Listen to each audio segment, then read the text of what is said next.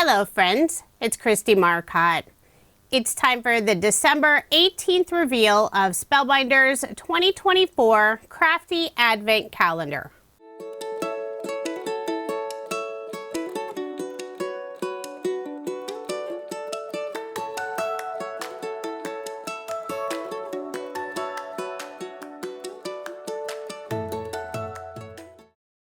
If you have the Advent calendar and haven't looked at today's item, you may want to pause the video. I'm about to reveal it. We'll open up the calendar, look for window number 18. It's on the left side in the lower right-hand corner. Open up that flap and there's no picture on the inside. When we remove that paper cover, looks like we have a bag of sequins. It's a beautiful green color with iridescent finish. There are two sizes. Some people call these confetti since they don't have a hole in the center. I will be using a card sketch for inspiration. The sketch is from Freshly Made Sketches. It's number 637. The pattern paper I'll be using is from Nook Designs. It's their Coffee House Stories collection. I have the paper and scrap stored in a 6x6 Scrapmaster. I've already gone ahead and cut out all of the pieces for my card. For the background, I'm using this pattern paper. It's white and it has lots of lovely green coffee cups. Even has the little bit of steam coming up above them.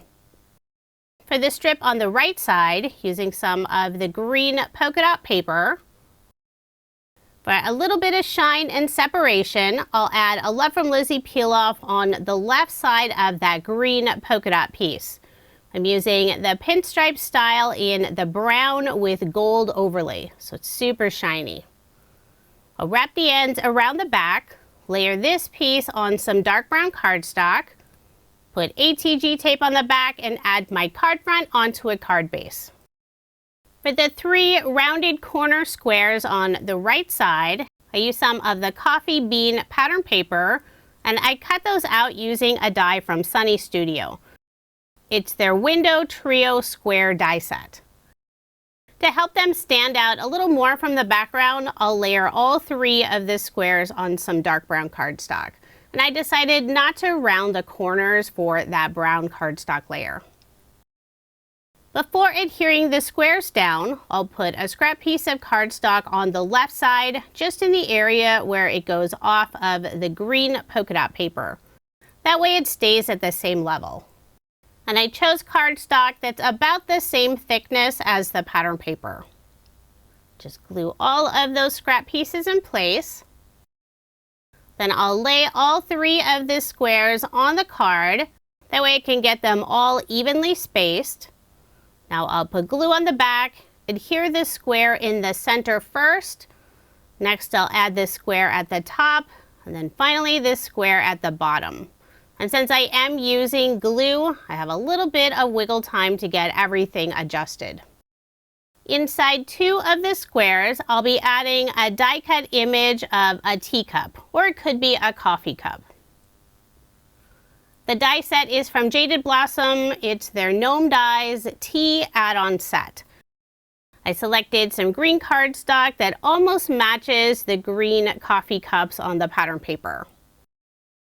For the plate or saucer, I used some white shimmer cardstock, and I selected some brown cardstock for the tea or coffee. After adhering the four die cut pieces together, I'll flip over the image, put foam dimension on the back, but just behind the teacup. For a sentiment, I'll be adding Hello Friend, and this is a die that was released earlier in the Advent calendar. I'll add the sentiment in the center of the middle square.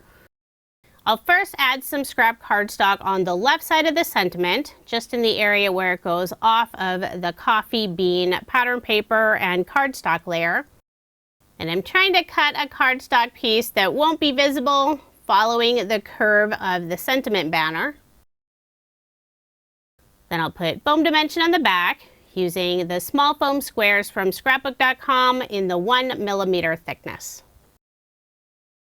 I'll add the tea or coffee mug in the bottom square first. Removing the release paper and adding barely art glue behind the saucer.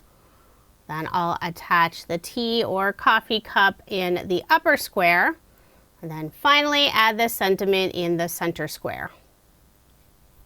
Now it's time to bring in the new sequins, and this green color matches beautifully with the pattern paper.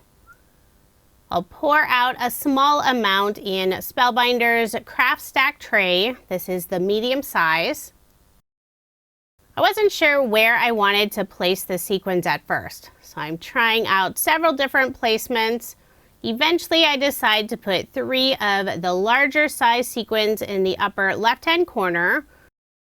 Then finally a large sequin underneath the sentiment and a small sequin above the sentiment on the right side. To pick up the sequins, I'm using the wax tip end of Scrapbook.com's Craft Pro Pick tool. This is a perfect tool for picking up those tiny die cut pieces or embellishments.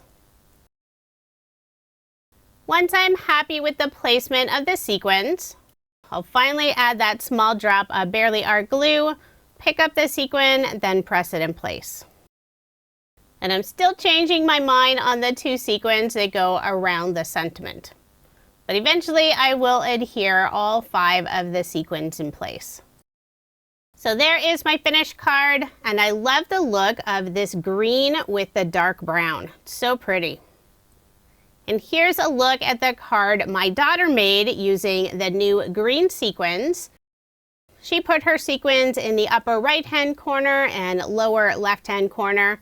She added her signature wax seal. She has the pattern paper on the inside and her custom stamp on the back.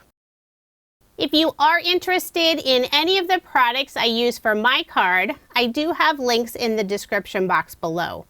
Be sure to come back tomorrow for the December 19th reveal and a card. And don't worry, my daughter will be sharing a card she made all 24. Thank you so much for watching, and I hope you have a wonderful day.